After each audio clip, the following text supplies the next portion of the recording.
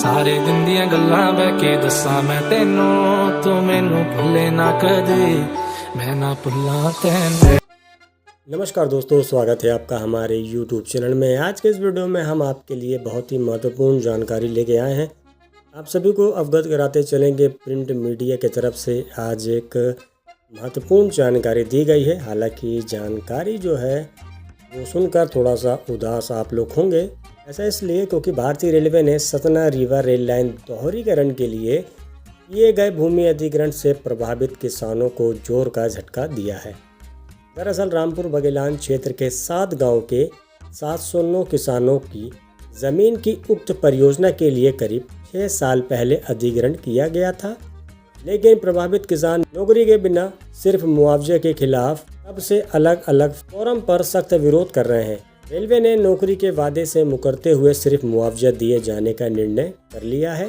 इसके तहत सतरी के 77 किसान, बमौरी के 159 किसान, इनौता के 87 किसान, मनकहरी के 71 किसान, बटिया के 30 किसान, आरी के 128 किसान, बगहाई रोड के 163 किसानों की जमीन का अधिग्रहण किया गया था। इसके एवज में अब सभी प्रभावितों को 5-5 लाख रुपए की दर से मुआवजा वितरण के लिए राशि 35 करोड़ 45 लाख रुपए का आवंटन जिला भू अर्जन कार्यालय को कर दिया गया है। यानी नौकरी के बदले 5 लाख रुपए की राशि दी जाएगी। आपको बताते चलें कि सतना रीवा के अंतर्गत 52 किलोमीटर इस लंबे रेलखंड के बीच करीब 18 किलोमीटर में दोहरीकरण नौकरी की मांग कर रहे किसानों के जबरदस्त प्रतिरोध के चलते अब तक शुरू नहीं हो पाया है। उधर किसानों को नौकरी न दिए जाने के पीछे रेलवे बोर्ड द्वारा जो दलील दी जा रही है उसके अनुसार बताया गया कि 11 नवंबर 2019 में भूमि अधिग्रहण के प्रभावितों को नौकरी दिए जाने का प्रावधान समाप्त कर दिया गया है।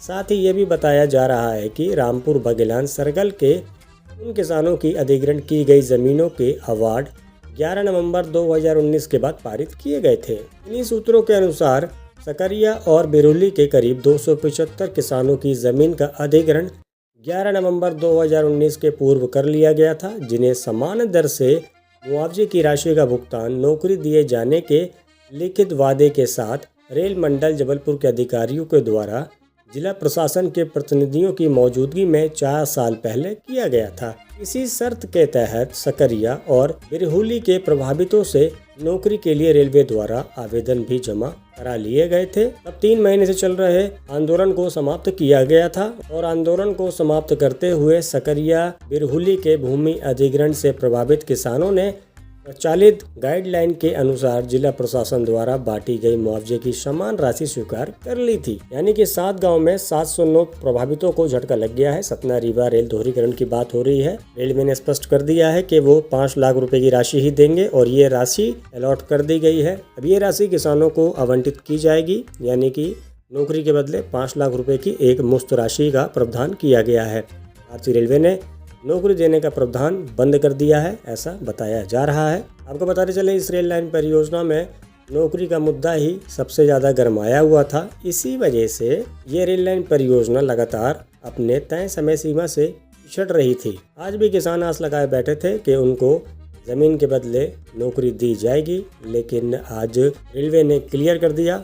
इनके अलावा आपको बताते चलेंगे रीवा से बगवार तक रेल लाइन तैयार करने के साथ रेलवे स्टेशन भी तैयार कर लिया गया है, लेकिन इस ट्रैक पर अभी तक ट्रेन का परिचालन शुरू नहीं किया गया। ट्रेन का परिचालन शुरू इसलिए नहीं हुआ है क्योंकि अभी हाल ही में CRS हुआ है गोविंदगढ़ से बगवार तक। हालांकि ट्रेन शुरू नहीं हुई, जिसकी वजह से रेलवे ट्रैक पर स्लीपर को बांधने वाली चाबी और लोहे के एंगल सहित अन्य सामान गायब हो रहे हैं। इतना ही नहीं, चोरों द्वारा स्टेशन भवन में बने कमरे की खिड़की और दरवाजे या तो क्षतिग्रस्त किए जा रहे हैं या फिर उन्हें गायब कर दिया जा रहा है। ऐसा प्रिंट मीडिया के तरफ से आज प्रकाशित किया गया है।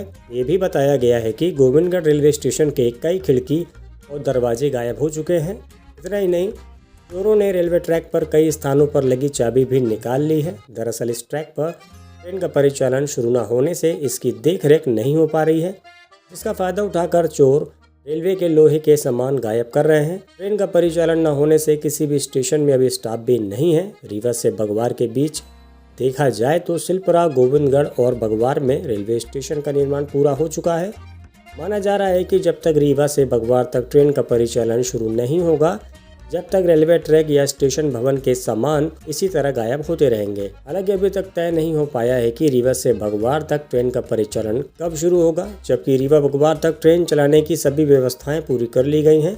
रीवा से बगवार स्टेशन तक रेलवे ट्रैक का CRS भी सफलतापूर्वक हो चुका है। बिल्कुल, अब CRS हो गया है। CRS रिपोर्ट आ जाए उसके बाद पश्चिम मध्य रेलवे बोर्ड में प्रपोजल बनाकर भेजे और रीवा से बगवार के बीच में ट्रेन को शुरू किया जाए, ताकि रेलवे के सभी स्टाफ जो है वो स्टेशन में तैनात हो सके, ताकि इस प्रकार की जो चोरी हो रही है ये ना हो। तो चलिए देखते हैं अब क्या डिसाइड होता है आगे। तो फिलहाल आप सभी जुड़े रहिए हमसे हमारे YouTube चैनल द रेलवे ज्ञानी के माध्यम से। तो जैसे ही किसी भी प्रकार की कोई भी लेटेस्ट इन्फॉर्मेशन आएगी, वीडियो के माध्यम से आपको जरूर अवगत कराएंगे। बस आज के वीडियो में इतना ही। बहुत बहुत शुक्रिया वीडियो देखने के लिए। वीडियो अगर पसंद आए तो वीडियो को लाइक कीजिएगा, चैनल को सब्सक्राइब कीजिएगा और कमेंट करके बताएगा वीडियो आपको कैसी लगी और क्या है आपका सुझाव। मिलते हैं अगली वीडियो में।